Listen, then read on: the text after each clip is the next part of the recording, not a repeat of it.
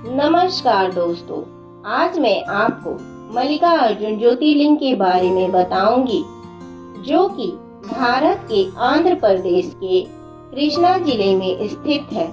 मल्लिकार्जुन ज्योतिर्लिंग कृष्णा नदी के तट पर शैल पर्वत पर स्थित है, इसलिए इसे दक्षिण का कैलाश पर्वत भी कहा जाता है। मल्लिकार्जुन ज्योतिर्लिंग 12 ज्योतिर्लिंगों में दूसरे स्थान पर आता है। मल्लिकार्जुन 12 ज्योतिर्लिंगों में एक है। धर्म ग्रंथों में मल्लिकार्जुन का अर्थ का वर्णन किया गया है। मल्लिका यानी पार्वती और अर्जुन का अर्थ भगवान शंकर है। मल्लिकार्जुन ज्योतिर्लिंग के साथ ही 52 शक्ति पीठों में एक है। मान्यता है कि माता सती का ओठ का ऊपरी हिस्सा यहाँ गिरा था, इसलिए इसे ब्रह्मा शक्ति पीठ भी कहा जाता है।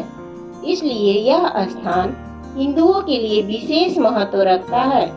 इस ज्योतिर्लिंग के दर्शन मात्र से मनुष्य के सारे कष्ट दूर हो जाते हैं। इस ज्योतिर्लिंग का वर्णन महाभारत, शिव पुराण, पद्म पुराण जैसे आदि धर्म ग्रंथों में भी मिलता है। इस स्थान का महत्व इसलिए और भी बढ़ जाता है क्योंकि यहाँ भगवान शिव और माता पार्वती दोनों ही विराजमान हैं। शिवरात्रि के दिन यहाँ भव्य मेले का आयोजन होता है।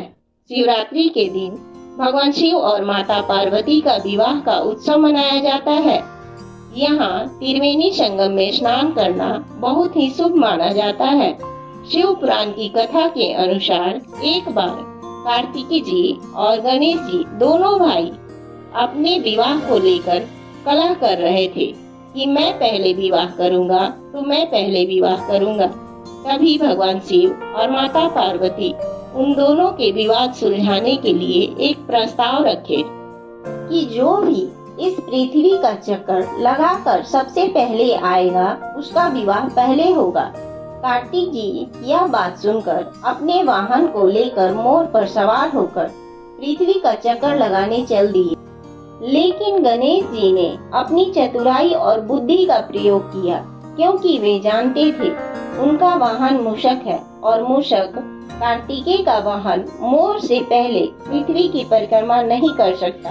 इसलिए उन्होंने पिता शंकर और माता पार्वती को एक ऊंचे स्थान पर हाथ पकड़ कर ले जाकर बैठा दिया और पूरी श्रद्धा से हाथ को जोड़कर उनके चरणों को स्पर्श किया और फिर दोनों की पूजा की और फिर उन दोनों की परिक्रमा शुरू कर दिया।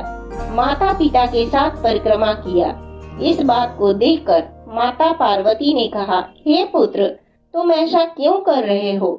तब गणेश जी ने कहा, माता, सारी पृथ्वी की परिक्रमा करने पर जो पुण्य मिलता है वह माता की परिक्रमा करने पर मिल जाता है, क्योंकि माता तो जननी है और पिता का परिक्रमा करने पर सभी देवताओं की परिक्रमा हो जाती है, क्योंकि पिता तो भगवान के समान है।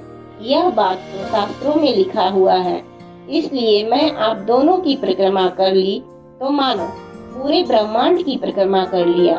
गणेश जी की चतुराई पर भगवान शिव मुस्कुराए और गणेश जी का विवाह प्रजापति की 2 पुत्रियां रिद्धि और सिद्धि से करवा दिया।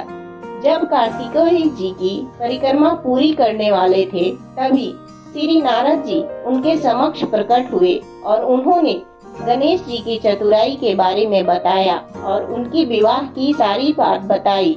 इस पर कार्तिकेय उस क्षण वापस आ गए और उन्होंने देखा कि गणेश जी का विवाह हो चुका है। इस पर वे अपने माता पिता से बहुत नाराज हुए और माता पिता के चरणों को छूकर कार्तिकेय क्रोंच पर्वत पर चले गए। माता पार्वती और पिता शिव बहुत ही दुखी रहने लगे। तब कार्तिकेय से सभी देवी देवता ने आग्रह किया, आप वापस आ जाएं, लेकिन कार्तिक नहीं माने।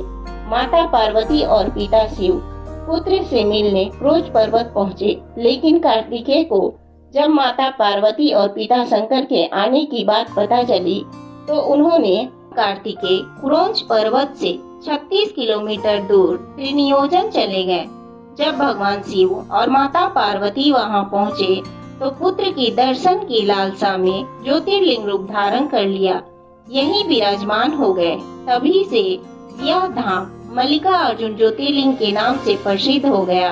माना जाता है हर अमावस्या पर भगवान शिव और पूर्णिमा पर माता पार्वती यहाँ आने लगे। मल्लिकार्जुन ज्योतिर्लिंग का प्राचीन इतिहास यह है कि ज्योतिर्लिंग के दर्शन के लिए 500 साल पहले श्री विजयनगर के राजा यहाँ आए। उन्होंने एक मंडप का निर्माण करवाया जो बहुत ही आकर्षक था, जिसका शिखर उन्होंने सोने का बनवाया जो बहुत ही आकर्षक है। और 150 साल बाद मल्लिकार्जुन ज्योतिर्लिंग के दर्शन के लिए महाराज शिवाजी आए और उन्होंने श्रद्धालुओं के ठहरने के लिए एक धर्मशाला बनवाया। मल्लिकार्जुन ज्योतिर्लिंग कोई भी श्रद्धालु सड़क, रेल, हवाई मार्ग से आ सकते हैं। श्री सैलम सड़क मार्ग से पूरी तरह से जुड़ी है, जिससे विजयवाड़ा, तिरुपति, अनंतपुर, हैदराबाद और महबूब नगर सभी जगहों से सड़क से जुड़ी है, जिसमें सरकारी बस और निजी वाहन भी चलते हैं। श्री सैलम से नजदीक रेलवे स्टेशन 62 किलोमीटर दूर है। अगर आपको ये वीडियो अच्छी लगी हो तो प्लीज मेरे चैनल को सब्सक्राइब कीजिए और कमेंट्स बॉक्स में हर हर महादेव जरूर लिखिए।